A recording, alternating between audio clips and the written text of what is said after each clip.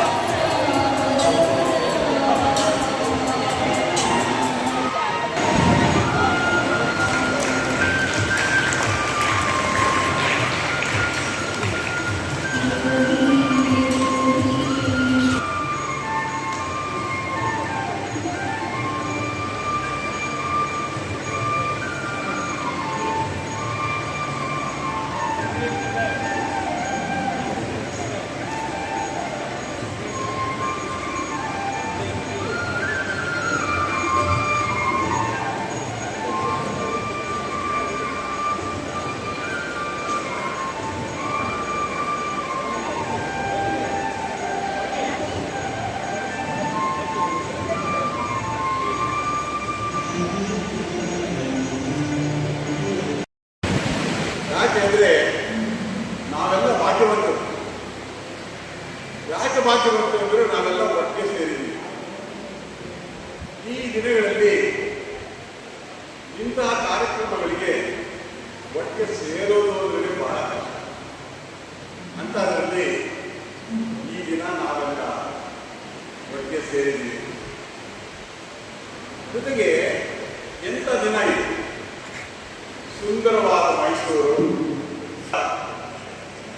ನಮ್ಮ ಸಮುದಾಯ ಕೊಡುಗೆಯಿಂದ ಇಂಥ ಸುಂದರವಾದ ಕಟ್ಟಡವನ್ನು ನಮ್ಮ ಹಿಂದಿನ ಕಮಿಟಿಯವರು ಒಂದು ನೆಲೆಯನ್ನು ನಮಗೆಲ್ಲ ಮಾಡಿಕೊಟ್ಟರು. ನಂತರ ಸುಂದರ ಅರಸೂರವರ ನಿರ್ದೇಶನದಲ್ಲಿ ಈ ಸಾಮಾನು ಮಾಡಿದರು. ನಿಜವಾಗ್ಲೂ ನಾವೆಲ್ಲ ಧನ್ಯವಾದಗಳು. ಮೊದಲಾಗಿ ಶ್ರೀರಾಮದೇವರ ಪೂಜೆ ಧಾರ್ಮಿಕವಾಗಿ, ಸಾಮಾನ್ಯವಾಗಿ ಬೇರೆ ಯಾವುದೇ ಸಮಾರಂಭವನ್ನು ಧಾರ್ಮಿಕ ಚಟುವಟಿಕೆಗೆ ಶುರುವಾಗುತ್ತೆ. ಅದು ಶ್ರೀರಾಮ ಸೇವಾ ಮಂಡಳಿ ಅಂತ ಹೆಸರು ಸುಮಾರು 3 ವರ್ಷಗಳ ಹಿಂದೆ ಇಟ್ಟಿದ್ರು. ಅದನ್ನೇ ಕಂಟಿನ್ಯೂ ಮಾಡಿಕೊಂಡು ಇವತ್ತು ಶ್ರೀರಾಮ ದೇವ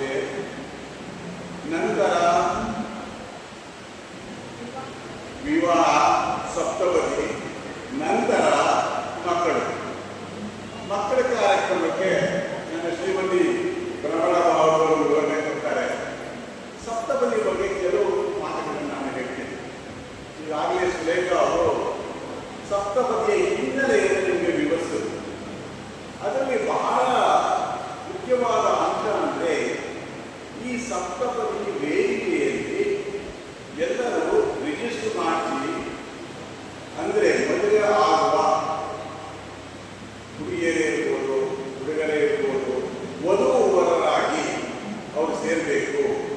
ಜೊತೆಗೆ ಅವರ ಕುಟುಂಬದವರು ಸಹ ಇದಕ್ಕೆ ಪ್ರೋತ್ಸಾಹ ಕೊಟ್ಟು ಈ ವೇದಿಕೆಯನ್ನು ಉಪಯೋಗಿಸಬೇಕು.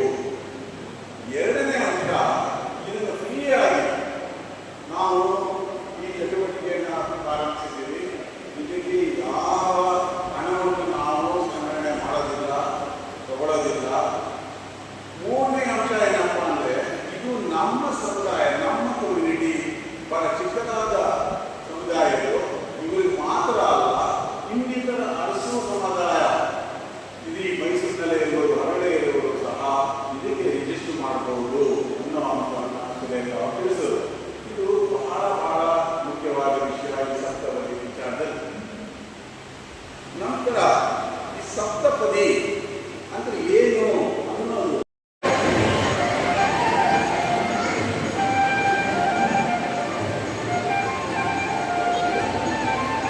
ಅಲ್ಲ.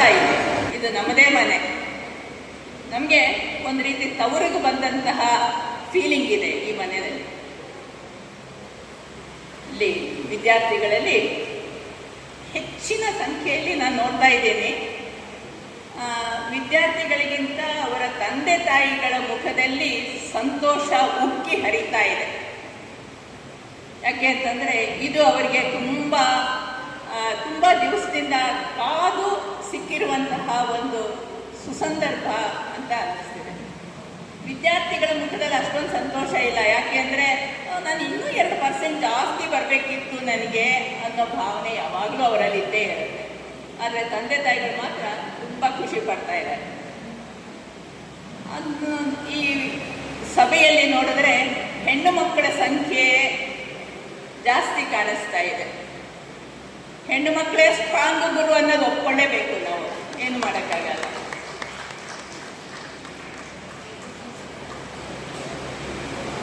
ಇಲ್ಲಿ ತುಂಬ ಜನ ನಿಮ್ಮ ಒಂದು ಪುರಸ್ಕಾರಕ್ಕಾಗಿ ಕಾಯ್ತಾ ಇದ್ದೀರಾ. ನಾನು ಜಾಸ್ತಿ ಟೈಮ್ ತಗೊಳ್ಳಲ್ಲ. ಆದ್ರೂ ಒಂದು ಫಾರ್ಮಲ್ ಆಗಿ ಕೆಲವು ಮಾತುಗಳನ್ನು ಹೇಳಬೇಕು ಅಂತ ಅಂದ್ಕೊಂಡಿದ್ದೀನಿ. ನೀವೆಲ್ಲರೂ ಅಂದ್ಕೊಂಡಿದ್ದೀರ ನಾವು ವಿದ್ಯಾವಂತರಾಗ್ಬಿಟ್ಟಿದ್ದೀವಿ, ಎಷ್ಟೊಂದು 90 to 100% ನಮ್ಗೆ ಮಾರ್ಕ್ಸ್ ಬಂದ್ಬಿಟ್ಟಿದೆ, ನಾವೆಲ್ಲ ವಿದ್ಯಾವಂತರು ಅಂತ. ಖಂಡಿತ ಇಲ್ಲ. ನೀವು ಯಾರು ವಿದ್ಯಾವಂತರಲ್ವೇ ಅಲ್ಲ. ಸರಿಯಾಗಿ ಹೇಳೋದಾದ್ರೆ ನೀವೆಲ್ಲ ಓನ್ಲಿ ಲಿಟ್ರೇಟ್ಸ್, ಅಕ್ಷರಸ್ಥರು ಅಷ್ಟೇ. ನಿಮಗೆ ಗೊತ್ತಿರೋದು ರೀಡಿಂಗ್, ರೈಟಿಂಗ್, ಅರ್ಥಮೆಟಿಕ್ ಮೂರೇ ನಿಮಗೆ ಗೊತ್ತಿರೋದು. ಓದಕ್ಕೆ ಬರುತ್ತೆ, ಬರೆಯೋಕ್ಕೆ ಬರುತ್ತೆ, ಕೂಡೋದು, ಕಳಿಯೋದು, ಗುಣಾಕಾರ, ಭಾಗಾಕಾರ ಇಷ್ಟೇ ನಿಮಗೆ ಬರೋದು. ಸೊ ಈ ಮೂರು ಯಾರಿಗೆ ಬರುತ್ತೋ ಅವರನ್ನ ನಾವು ಅಕ್ಷರಸ್ಥರು ಅಥವಾ ಲಿಟ್ರೇಟ್ಸ್ ಅಂತ ಕರಿತೀವಿ. ಹಾಗಾದ್ರೆ ನಾವು ವಿದ್ಯಾವಂತರಲ್ವಾ ಅಂತ ನೀವು ಬೇಜಾರು ಆಗಬಹುದು. ಈ ಮೊದಲು 3 ಹೇಳಿ ನೋಡಿ, ರೀಡಿಂಗ್, ರೈಟಿಂಗ್, ಅರ್ಥಮೆಟಿಕ್, ಇದನ್ನ 3 R's ಅಂತ ಹೇಳ್ತೀವಿ. ಆರ್ ಅಂದರೆ ಆಂಗ್ಲ ಭಾಷೆಯ ಒಂದು ಅಕ್ಷರ. ರೀಡಿಂಗ್, ರೈಟಿಂಗ್, ಅರ್ಥಮೆಟಿಕ್ ಇದು ಮೂರೇ ಇದ್ರೆ ನೀವು ಅಕ್ಷರಸ್ಥರು. ಇದ್ರ ಜೊತೆಗೆ ಇನ್ನು 4 ಆರನ್ನ ಸೇರಿಸಿದ್ರೆ ಆಗ ನೀವು ವಿದ್ಯಾವಂತರಾಗ್ತೀರ. ಇದೆಲ್ಲಿಂದ ಬಂತಪ್ಪ ಈ 4 ಹಾರ್ಸು 4 ಕುದುರೆಗಳು ಅಂತ ಅನ್ಕೋಬೇಡಿ, ಹೇಳ್ತೀನಿ. 4ನೇದಾಗಿ ರೆಸ್ಪಾನ್ಸಿಬಿಲಿಟಿ, ಜವಾಬ್ದಾರಿ. ಅಂದರೆ